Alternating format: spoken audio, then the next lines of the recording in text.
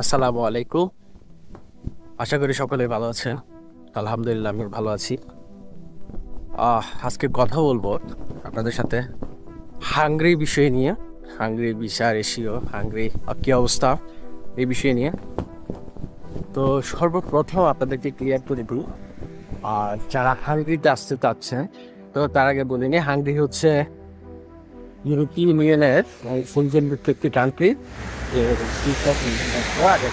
ছিল এখন নতুন করে বুলগেরিয়া এবং রুমেনিয়া হয়েছে এবং তারা পূর্বে সেই বেলজিয়ামে চলেছে। তো সেই ক্ষেত্রে 29টা সেনজেন রাষ্ট্রের ভিতর হাঙ্গরি একটি। তো প্রথমত আপনাদেরকে ক্লিয়ার করে দিই, আপনারা যারা অনেকে হাঙ্গরিতে আসার পর চিন্তা করেন যে পার্মানেন্ট রেসিডেন্ট কার্ডটি নেবেন পিআর, তো সেটি কিন্তু আপনারা হাঙ্গরিতে পাবেন না। তার কারণ হচ্ছে আপনারা জানেন ইউরোপের সব কান্ট্রিতেই যে সিটিজেন বা পিআরের সুবিধাটা রয়েছে, তবে হাঙ্গরি, নেদারল্যান্ড এইসব কিছু কান্ট্রির মধ্যে কিছু রুলসের মধ্যে দিয়ে যেতে হয়। তো সেই ক্ষেত্রে হাঙ্গরি হচ্ছে সবচেয়ে কঠিন পিআর পাওয়ার জন্য। আপনারা হাঙ্গরিতে আসার পর যদি আপনারা চিন্তা করেন এখানে আপনারা পার্মানেন্টলি সেটেল হয়ে থাকবেন, তো সেক্ষেত্রে আপনারা ওইটা খুব সহজেই পারবেন। এখন কথা হচ্ছে বিগত দিনে আপনারা জানেন হাঙ্গেরির ভিসা দিচ্ছে না বললেই চলে, ভিসার ইস্যুটা খুবই কম ছিল। তো বর্তমানে আলহামদুলিল্লাহ হাঙ্গেরির ভিসার ইস্যু ভালো, এবং সেটি আগে যেটা ছিল সেই সময়ও ভালো ছিল, তবে শুধুমাত্র কিছু ভুলের কারণেই আমরা ভিসা পাইনি। তো প্রথমত হচ্ছে আপনারা ফেক ডকুমেন্টস, হাঙ্গেরির যেই কারণেই ভিসাটা রিজেক্ট করে ওটা হচ্ছে ফেক ডকুমেন্টস। এটার কারণ হচ্ছে আমাদের অনেক বাংলাদেশি ভাইয়েরা এবং ইন্ডিয়ান, পাকিস্তানি, তারা হাঙ্গরি গিয়ে আপনার কোনো একটা কোম্পানি ক্রিয়েট করে আবেদন করছে। তো দেখা যাচ্ছে কি আমাদের যে বাইটা কোম্পানি ক্রিয়েট করছে সেই বাইটাই অনেক লোক নিয়ে যায়। তো হাঙ্গরি গভর্নমেন্ট বেছে বেছে ওই ধরনের কোম্পানিকে রেট জারি করছে, যার কারণে যারা ওই কোম্পানি থেকে পারমিট নিয়ে অ্যাপ্লাই করছে তারা কেউ আসলে ভিসা পায়নি। তো আরও একটি কারণ হচ্ছে যদি কোনো একটি কোম্পানি থেকে আপনারা 20-30 জন একসাথে যদি অ্যাপ্লাই করে দেন সেই ক্ষেত্রেও আপনারা ভিসা পাবেন না।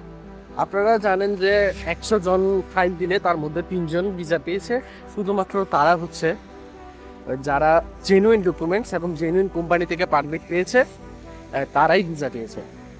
তবে 2025 সালে হাঙ্গরি খুবই ভালো রুলস ক্রিয়েট করছে, সেখানে আশা করে যাচ্ছে ভিসা পাবে অনেকেই।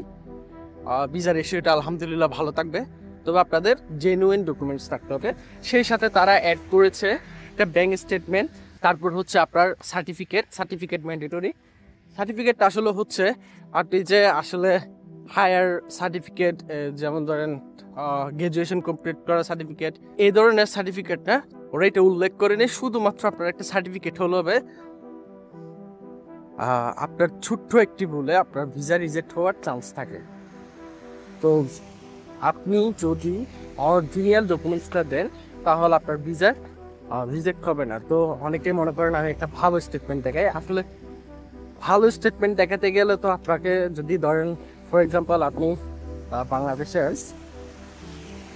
25 লাখ টাকার একটি স্টেটমেন্ট দেখেছেন, তো 20-25 লাখ টাকা আপনি রেখে বাংলাদেশে আপনি কেন ওখানে কনস্ট্রাকশনে কাজ করতে যাবেন? বিষয়টা এমন।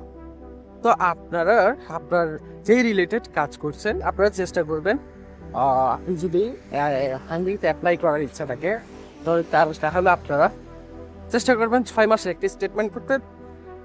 আপনাদের যেই পেশায় থাকবেন না কেন বাংলাদেশে ওই পেশার উপর ভিত্তি করে একটি স্টেটমেন্ট করতে।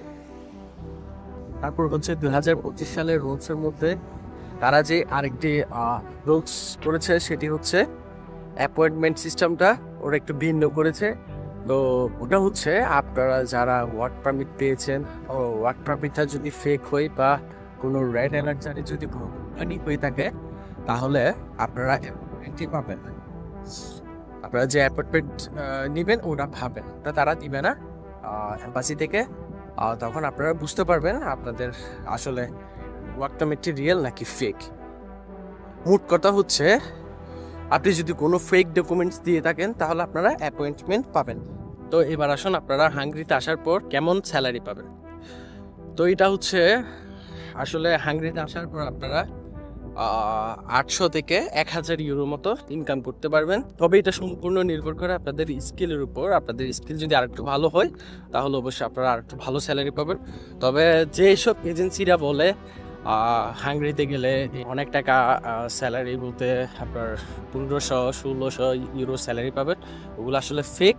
আপনারা ওদের ফাঁদে পা দিবেন না। ইভেন ওরা এমন কাজ পর্যন্ত করে যে কি হাঙ্গেরিতে এসে আপনাদেরকে নাকি কন্ট্রাক্ট ম্যারেজ করে দিয়ে আপনাদেরকে পিআর করে দিবে বা আপনাদের সিটিজেনশিপের ব্যবস্থা করে দিবে। এই সমস্ত কথা আপনারা যত তাড়াতাড়ি অ্যাভয়েড করবেন তা আপনাদের জন্য বেটার। তারপর হচ্ছে আপনারা হাঙ্গেরিতে কি কি কাজ করবেন। হাঙ্গেরিতে প্রচুর কাজের ডিমান্ড রয়েছে। হচ্ছে আপনার কনস্ট্রাকশন সাইডে তো ইউরোপের সব দেশেরই ডিমান্ড থাকে। তারপর হচ্ছে আপনার টেল ফ্যাক্টরি, ফুড প্যাকেজিং, ধরেন এইসব কাজে আপনি আসতে পারবেন।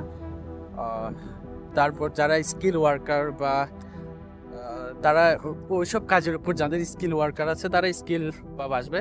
আর হ্যাঁ, আপনাদেরকে প্রথমে যেটি বলেছি সার্টিফিকেট, সব ক্ষেত্রে কিন্তু সার্টিফিকেট প্রযোজ্য। আপনার ওরা সার্টিফিকেট কেমন সার্টিফিকেটের কথা বলেনি, তবে আপনার সার্টিফিকেটটি লাগবে, ওখানে সার্টিফিকেট লাগবে। সেক্ষেত্রে আপনাদের যদি একটি স্কিলের উপর অভিজ্ঞতার উপর যদি সার্টিফিকেট থাকে তাহলে ওটাও অবশ্যই আপনারা শো করবেন, 100% ওটা শো করবে। তারপর হচ্ছে এখানে আরেকটা বিষয় আছে, এমন সার্টিফিকেট শো করবেন যারা দেখা যায় যাদের সার্টিফিকেটে পাসপোর্টে একরকম নাম এবং আপনার সার্টিফিকেটে ভিন্ন নাম। তো সেই ক্ষেত্রে আপনারা ভিসা রিজেক্ট হওয়ার চান্সটা 100%ই হয়ে যাবে। তখন একটা জিনিস আপনি মাথায় রাখবেন, একবার যদি আপনি রিজেক্ট খান তাহলে পরবর্তীতে ইউরোপের আর কোনো দেশে আপনি ভিসা পাওয়াটা তো সহজ হয়ে দাঁড়াবে না। তারা ভিসা দেওয়ার আগে আপনাকে আরও ভালো করে যাচাই করবে। তখন ভিসা রেশিওটা আপনার ক্ষেত্রে 5% মতো চলে আসে। আপনি কপালে যদি আপনার কপাল যদি ভালো থাকে এই 5%-এর ভিতরে আপনি ভিসা পাবেন। তো আশা করি বুঝতে পারছেন। যাই হোক, প্রচুর ঠান্ডা, কাজে যাচ্ছি, এর ফাঁকে আপনাদের সাথে ভিডিওতে আসলাম। তো দোয়া করবেন সবাই আমার জন্য। ভালো থাকবেন। সালাম আলাইকুম।